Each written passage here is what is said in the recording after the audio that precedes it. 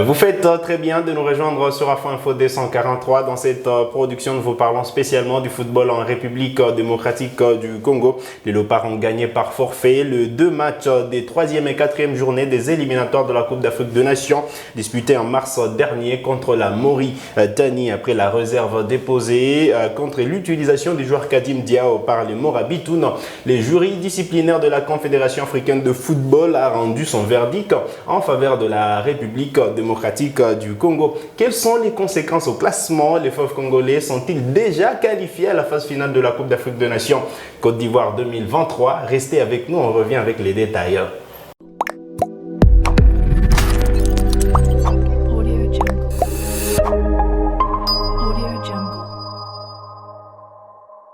Très content de vous retrouver sur Afro Info D143 pour évoquer cette nouvelle. Nous recevons Dieu Mawundi. Bonjour et bonne arrivée. Bonjour et merci pour l'invitation. Bonjour aux téléspectateurs. Allez, un plaisir de vous retrouver pour la première fois sur ces plateaux. On espère qu'on va se régaler. C'est toujours un plaisir d'être invité ici. Allez, on va justement parler de cette information. Il a disputé la double confrontation contre la République démocratique du Congo en marge des 3e et 4e journées des éliminatoires de la Coupe d'Afrique des Nations Cannes Côte d'Ivoire 2023. Kadim Diao a été rattrapé par les jurys disciplinaires de la Confédération africaine de football CAF. Il lui est reproché d'avoir porté la tunique du Sénégal lors des éliminatoires du CHAN 2020. Est-ce qu'à ce niveau de la compétition, une telle erreur de la part de Morabitoun est excusable? Excusable, non, parce que déjà c'est sanctionné par la CAF, mais je crois que c'est peut-être lié aux deux camps.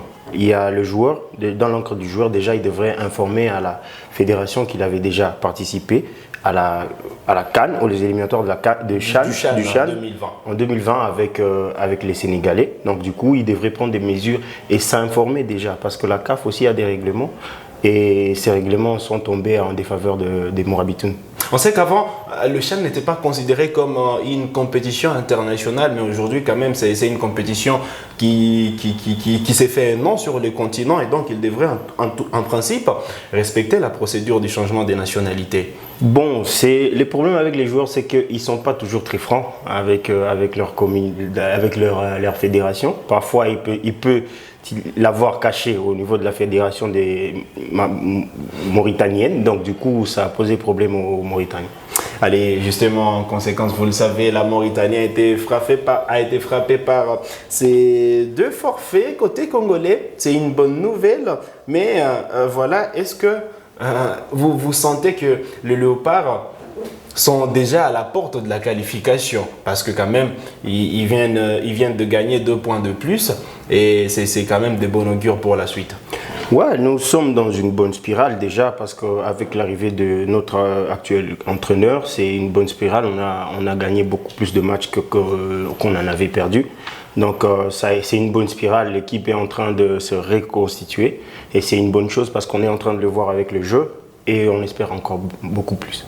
Allez, on espère que les Léopards vont continuer sur cette lancée parce qu'ils reviennent d'une victoire 2-0 à Franceville devant le Panthère du Gabon. On va revenir sur les conséquences au classement. Regardez avec nous, la République démocratique du Congo, c'est 9 points plus 6 comme goal de différence parce que logiquement, ce sont les 2 matchs que les Léopards remportent par forfait. D'abord à Lubumbashi, il y avait ces 3-1 qui est transformé en 3-0 et puis le match retour 1 partout qui est transformé en 3-0 en faveur de la République démocratique du Congo. En deuxième position, la Mauritanie avec 7 points, avec -1 comme goal de différence. Le Gabon, la 3e position avec 7 points, -1 comme goal de différence. Le Soudan, 6 points, -5 comme goal de différence. Ce sera compliqué pour le Soudan de venir battre la République démocratique du Congo avec autant de buts pour se rattraper au classement. C'est compliqué déjà parce qu'ils seront déjà à l'extérieur. C'est quelque chose de compliqué pour tout joueur qui joue à l'extérieur. Et en plus, il y aura le moral des joueurs congolais qui sera déjà boosté par la décision de la CAF qui vient de nous mettre en pole position pour la qualification. Et c'est compliqué pour eux. On espère on espère qu'on va les battre. Donc, compliqué, mais est-ce possible? Possible parce qu'en football, tout est possible déjà. Et dans notre poule, actuellement, personne n'est épargné. Donc, tout le monde peut passer. Ça dépendra maintenant de comment on va se comporter aux prochaines échéances. Allez, il y aura une finale. Une finale entre le Gabon et la Mauritanie parce que c'est 7 points pour les deux équipes, pour les deux nations. Moins 1 comme goal de différence. Un nul risque d'éliminer la Mauritanie. Juste un faux pas et tout bascule dans l'autre sens comme dans l'autre, parce que déjà avec un nul du côté des Mauritaniens, ça peut leur booster en pole position, et aussi un nul contre les Mauritaniens. C'est que ça sera compliqué pour les Mauritaniens, il faudra battre les Panthères.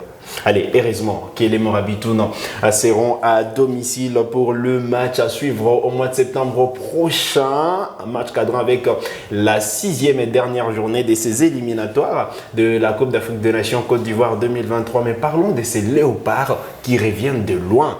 Quand même, ils ont commencé avec deux défaites de suite contre le Gabon à domicile et contre le Soudan en déplacement. Qu'est-ce qui explique aujourd'hui ces changements? On sent que c'est un groupe qui vit bien. Qu'est-ce qui explique ces changements au sommet de l'équipe nationale?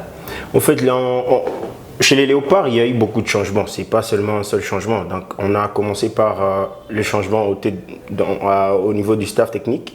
On a changé de coach, on a changé un peu tout ce qui était comme instance directionnelle du football en RDC. Aujourd'hui, on a maintenant M. Kabulo Mwana Kabulo qui dirige le ministère. Donc ça c'est parti petit à petit. Aujourd'hui, on est là où on est. C'est une bonne chose pour nous en tout cas, parce qu'on espère beaucoup plus avec tout ce qu'on envisage pour une nation comme la RDC en football. Vous parlez des changements, le ministre national des Sports qui a été changé, François-Claude Kabulo Mwana Kabulo qui a pris la place de Serge Condé, et puis il y a l'Econor qui s'est installé en lieu et place du comité, du comité provisoire qui dirigeait la Fédération congolaise de football association. Est-ce que c'est à ce niveau-là qui s'expliquent tous ces changements, ou soit c'est là que commence même la bonne prestation? On dit que les dirigeants, déjà avec ce qu'ils proposent aux joueurs, ça commence par là. Parce que quand les dirigeants proposent un bon plan, les joueurs ils adhèrent facilement. Et aujourd'hui, la RDC propose un bon plan aux joueurs congolais évoluant à l'extérieur.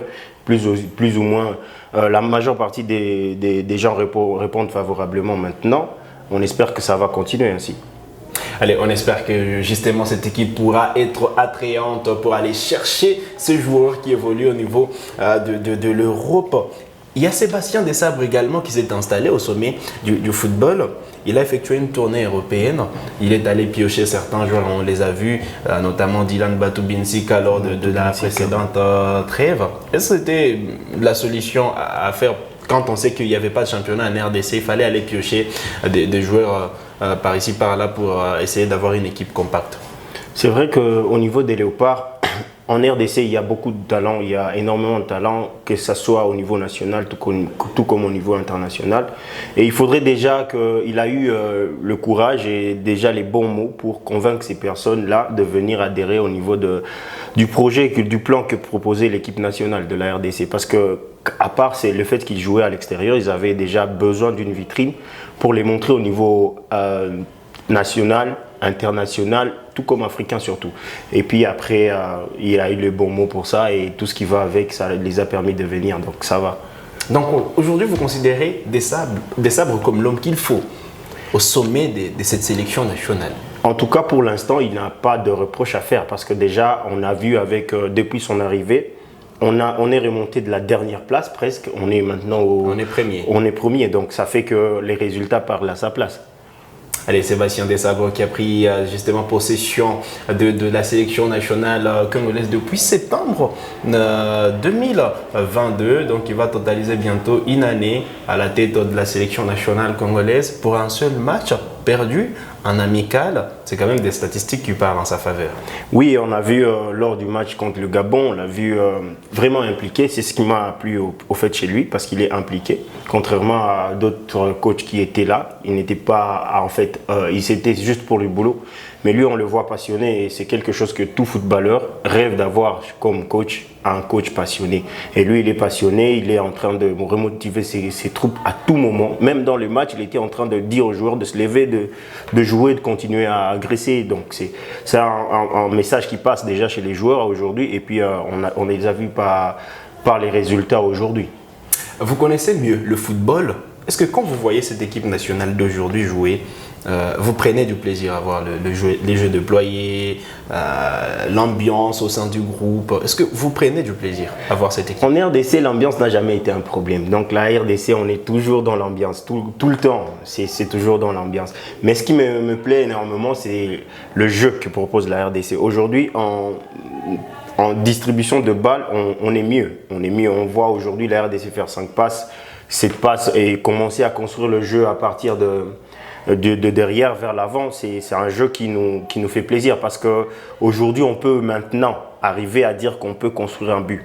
Mais avant, on ne construisait pas le but. Le but, ça venait des centres de gauche comme de droite. Et on se bagarrait pour l'avoir. Aujourd'hui, on sent que ça combine bien. Ça combine bien, c'est fluide, en fait. Allez, on espère que quand même cette équipe pourra continuer sur cette lancée-là. Mais quelles sont les failles que vous avez détectées dans l'équipe des Sabres, jusque-là, dans l'équipe de Sébastien? Bon, on est en phase de construction, donc c'est toujours un petit problème de groupe parce qu'ils ne travaillent pas toujours ensemble. Du coup, chacun vient avec son système, chacun vient avec ce qu'il a appris de ses clubs. Et ce n'est pas encore ce que nous proposons, ce que nous voulons qu'ils nous proposent. Donc, on a vu Chancel Mbemba étincelant au niveau de Marseille. Il ne nous a pas encore habitués à être aussi timides dans le jeu. On a vu un joueur tel que Wan Bissaka. Non, l'autre, Wissa, qui a fait un excellent, il a fait une saison remarquable au niveau de l'Angleterre, mais qui nous a pas encore montré tout ça.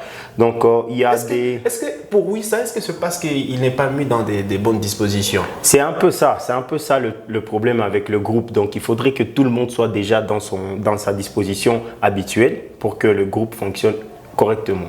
Donc on a besoin de tout ça. Il faudrait que le coach arrive à combiner toutes ces stars-là et les mettre ensemble pour nous faire quelque chose. Allez, à la tâche qui revient à Sébastien Desabres. Mais on parlait de failles au sein de cette équipe-là. Que pensez-vous du couloir droit de Léopard? Du couloir droit. Le couloir droit, il est encore disputé parce qu'on a vu l'autre jour Mokoko Amale.